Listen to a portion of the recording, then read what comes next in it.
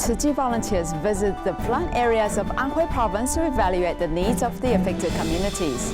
The overseas internship programs are disturbed for vocational and technical school students due to COVID-19 in Taiwan. Welcome to Dot Headlines. I'm Joyce Ho. Thank you for joining us. After 2 months of torrential rain and tremendous flooding across the major rivers in China, the continual water discharge by the Wangjiaba Dam in Anhui Province affected over 2,000 people located in the flood basin. Tzu Chi volunteers visited the disaster areas to evaluate the best way to help the affected people.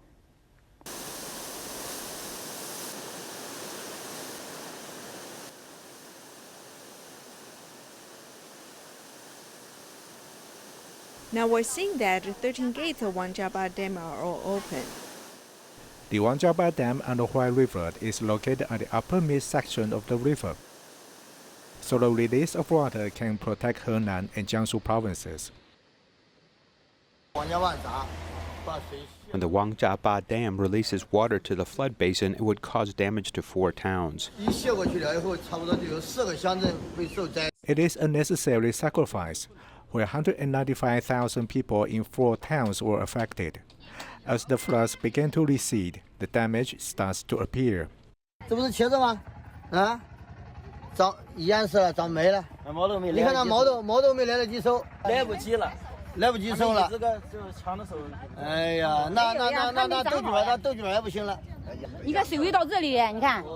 It should be an abundant harvest, but all the crops are destroyed.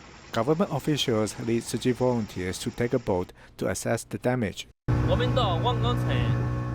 going to Wanggang village to see what the survivors need.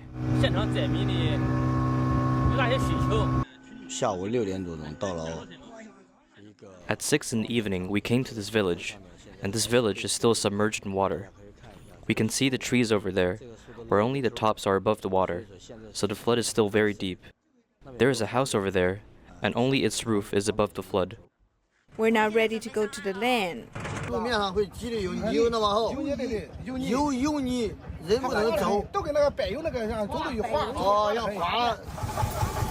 A road sprinkler and the public are mobilized to wash away all the mud, so they can return to their normal lives.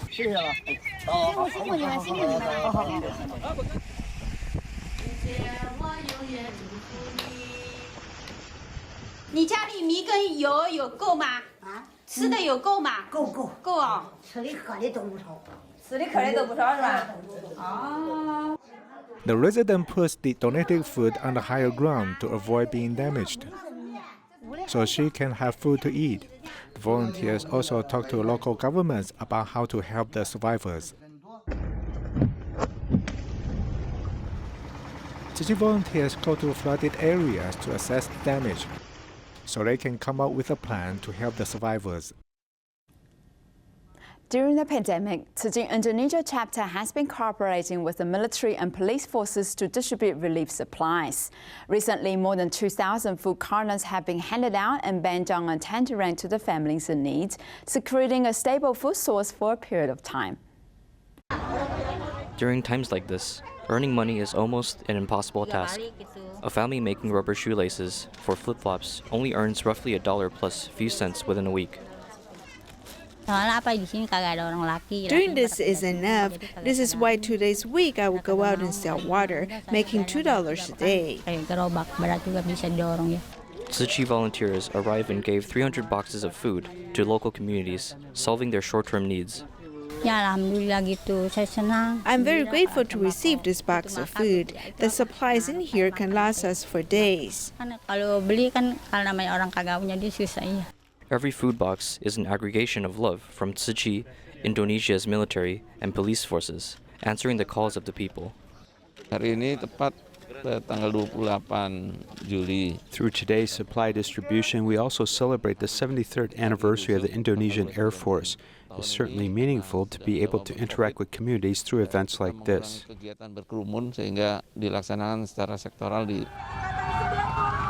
90 motorcycles arrived at Bandung, carrying 1,800 boxes of supplies, aiding disadvantaged families, orphanages, and workers of the funeral industry. Tzu Chi also gives the military force and police COVID prevention supplies, including reagents, protective clothing, and fabric masks. Terima kasih kepada Buddha Tzu Chi yang selama ini. I'm thankful to Tzu Chi for the supplies. These boxes are very helpful to both the people and police forces. Kegiatan bakti sosial dan lainnya. I respect people working at the front line during times like this. Both police and soldiers team up to fight the fires. The emergency aid has lessened people's burdens. The action of giving will be remembered and appreciated. The renovation of the Tzu Chi grounds in Philippines continued during the pandemic.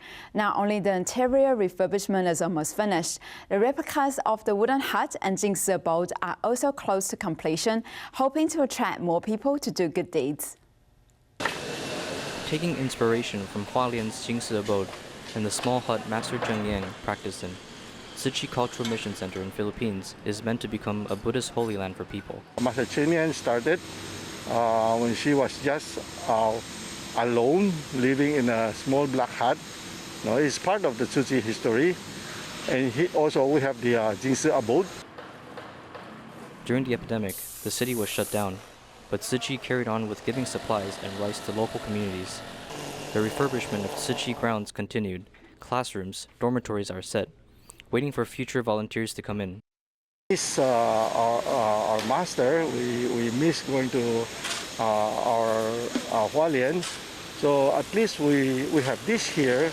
The volunteers can come and at least they can see like they are going back to Hualien. After reconstruction, the facilities are equipped and upgraded, attracting more people to visit and perform good deeds. China Tzu Chi volunteers and Rewa Association visit the remote regions of Qinghai Highland to provide house screening services for the local nomads. A former patient Pu Tuo came to help as a translation volunteer and introduces treatment possibilities to those in need, bringing hope to the local community.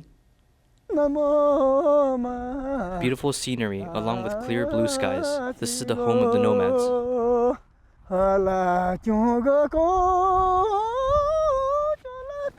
Living a tough life but having a positive mental attitude, local residents are accustomed to internal and external aches who can help alleviate their suffering. 他们住的也比较偏远，而且每次都是那个冬季草场、夏季草场。 They live remotely. During each season, workers find jobs at different fields. When they are sick over there, they purchase aspirin. It is considered a cure-all medicine here in Qinghai. 阿司匹林基本算是我们这边的就是万能药了。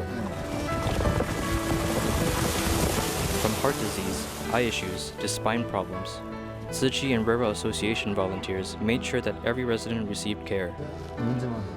A former scoliosis patient, now cured, is helping with translation. Coming from my personal experience, it was tough to overcome my sclerosis. This made me want to help more people like me since I'm healthy now. Continuing the love and care, Pu Tuo introduced more patients to medical treatment, changing others' lives. Looking at him, it seems that his heart is in danger. He didn't know surgery was possible because he's in the temple all the time. But after seeing my recovery, he wanted to receive proper treatment for his sclerosis and look forward to it. Compassion brings hope for patients, and it initiates a healthy caring cycle in the Tibetan Plateau. A sutra performance took place in Xingdian Jingsi Hall in Taipei by young volunteers from the Jingsi Books and Cafe. This year's theme is purification at the source, and the children learned a lot from the importance of recycling to the adoption of vegetarian diet. Every summer vacation, Jingsi Books and Cafe youth volunteers gather for a sutra performance. Although this is an epidemic year, the performance still managed to go on. One young volunteer, Zhuang Yizhen, has participated in the performance since first grade. When I was young, I was very nervous and afraid of going on stage because there were so many people watching. But when you get used to it, you will overcome this fear. Zhang Tinglun, who is about to enter the 9th grade, has also been a youth volunteer at Jingsi Books and Cafe since elementary school. This time he performed the sutra, which he felt was quite profound. In order to let more people know about the sutra, we use this sign language performance to educate the public. A group of older children involved in this sutra interpretation are demonstrating for younger children to see, much like masters leading apprentices as they pass on this knowledge. We have turned this Dharma knowledge into song to pass on to the general public. We want to tell everyone about the compassion and kindness of the Dharma. Today's children, I think, from a mother's point of view, what they really lack is team spirit and kindness toward others. It is not easy to guide or teach children in this area at school, so I really cherish this opportunity. Under the leadership of elder brothers and sisters, young volunteers are learning a common language and the ability to express the power of love.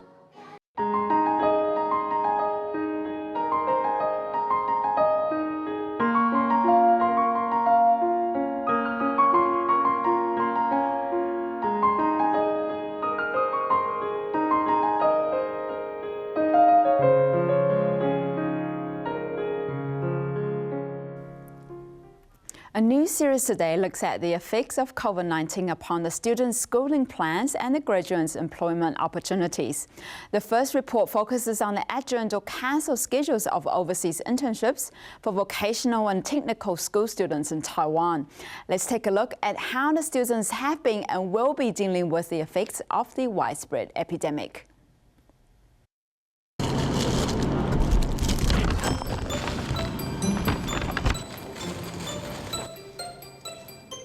This hard work has been accumulating since I entered the school.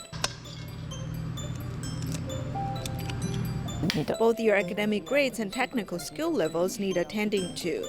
An excellent student at Overseas Chinese University and an international competition champion, third-year student of restaurant management Sun Pei-Tzu received an internship offer from a restaurant in Australia. My position at the restaurant was set already, and I had begun to imagine myself wearing a beautiful black cooking uniform. I was quite looking forward to it.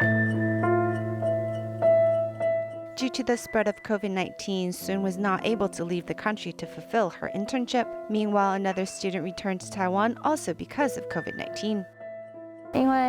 It happened so quickly, and I was in an unfamiliar place. Xu Xuanying was in the Czech Republic as an exchange student, but returned shortly after a month's stay. Returning to her learning in Taiwan, she had to find a new apartment. It was difficult, but thankfully someone I knew was moving out, so in the meantime I signed up for his contract for 3 months.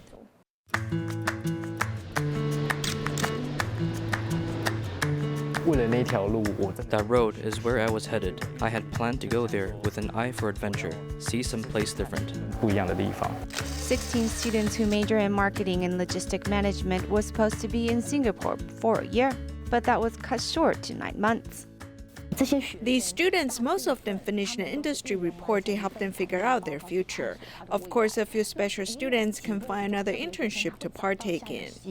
Students exploring options overseas is very popular, and there are many channels available. According to the Ministry of Education's Study Abroad for Part program, in the past 14 years, they have subsidized over 30,000 students' finances for their overseas dreams.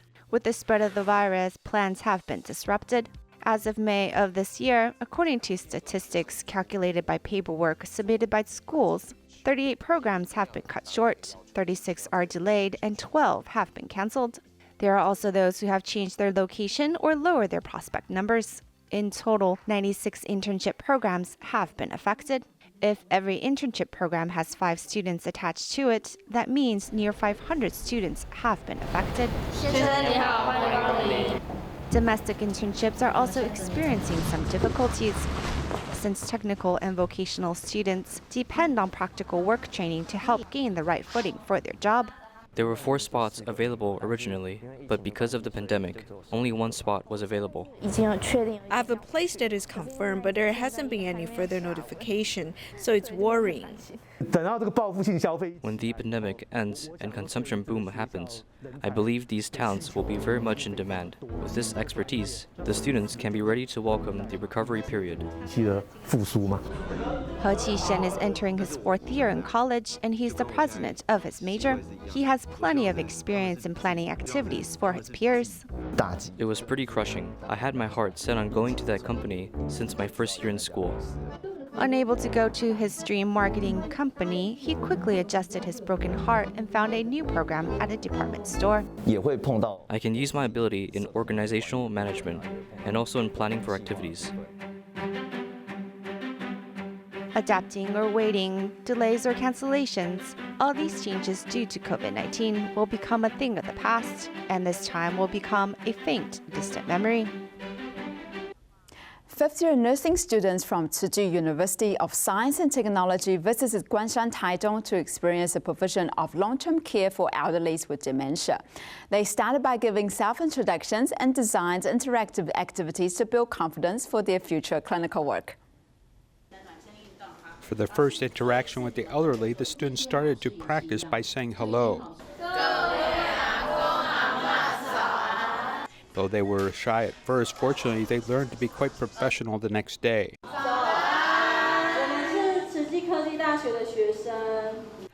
The elders were very happy to see the children's arrival and quickly became quite friendly with them. The lesson plans for interacting with the elders are all designed by the students themselves. After continuous discussion and practice, the hand-eye coordination and cognitive ability of those with dementia were all taken into consideration.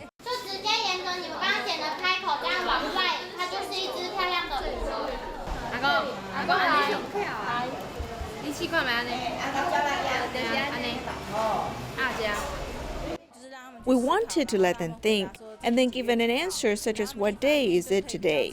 On the one hand, it'll be clear in their mind, and on the other hand, it'll help their dementia.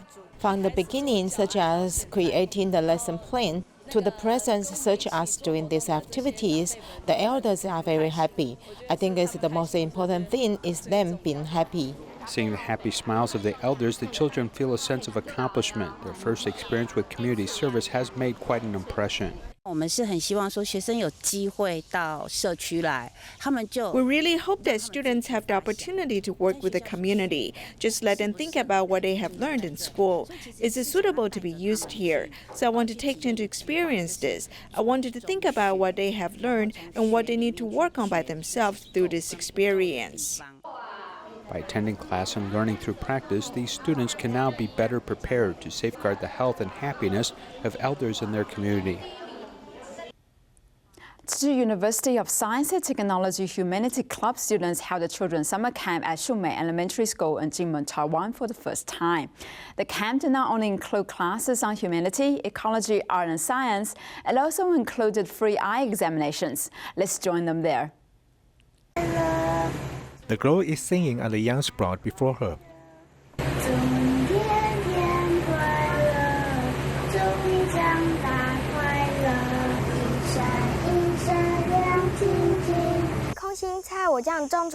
This is water spinach, and because I grow it, I feel it is my child, and I want to make it more beautiful and bigger. Several children attend the first summer camp held by the Tzu Chi University of Science and Technology. They grow water spinach and also spend time to be with their vegetables. The parents record their adorable behavior.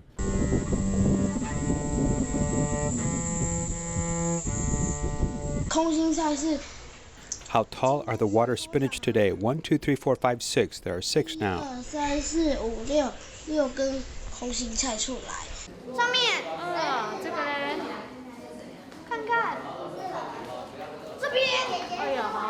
The summer camp also includes free clinics. The ophthalmologists were invited from Taiwan to examine the students' eyes. The camp furthermore includes eating manners, cooking vegetarian food, science experiments, and so forth. Liu Jiehong, principal of Shumei Elementary School, also joins the camp from the beginning to the end. I feel the children should build up their manner, etiquette, and morality in their daily conduct. This is one special point that I have noticed in this camp. Another feature of the camp is to take things from the nature. The students learn to understand their surroundings, so they will learn to cherish them and protect them. In Dongwan, Guangdong, a pair of mother and daughter Tzu Chi volunteers Chen Junmei, Chen Shiwen offered the first floor of their newly renovated home and office as a Tzu Chi recycling point at Gedi, hoping to encourage the neighboring residents to collect and sort recyclable materials.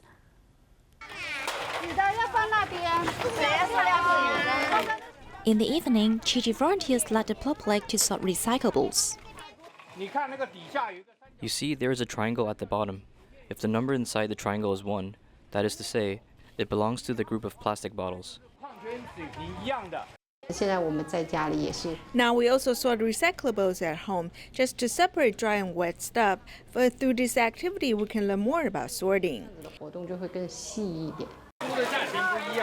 In 2013, the mother and daughter pair, Chen Jingmei and Chen Shiwen, went to Taiwan to visit Tzu Chi. Since then, they began to do recycling. Now they even go further. At that time, I moved my business here, and after renovation, my mother came and went around. Then she proposed to her team to set up a recycling point here.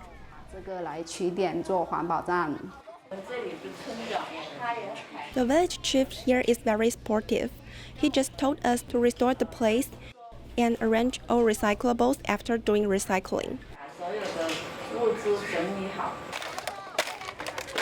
Now, their own house not only runs a housekeeping service business, but it's also a Tzu Chi recycling point at Gedi to cultivate kindness. Dongwan Tzu Chi volunteers have been promoting environmental awareness in the community for many years, leading to the active participation of the local residents. Let's take a look at the Humen Xingyuan community on Recycling Day, where all of the residents take part in the recycling action. In Dongguan Humen Xingyuan community, many residents gather on Recycling Day to do sorting early in the morning.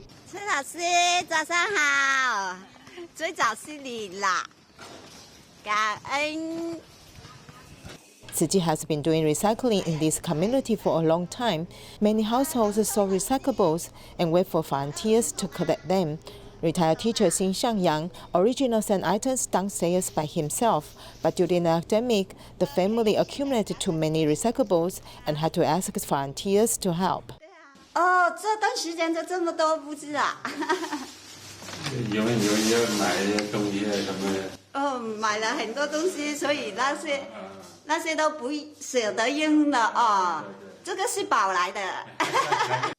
The volunteers walk up and down the stairs dozens of times in the building. Although they were sweating, they did not feel tired. Many residents were moved by volunteers' perseverance and saved up recyclables for Tzu Chi.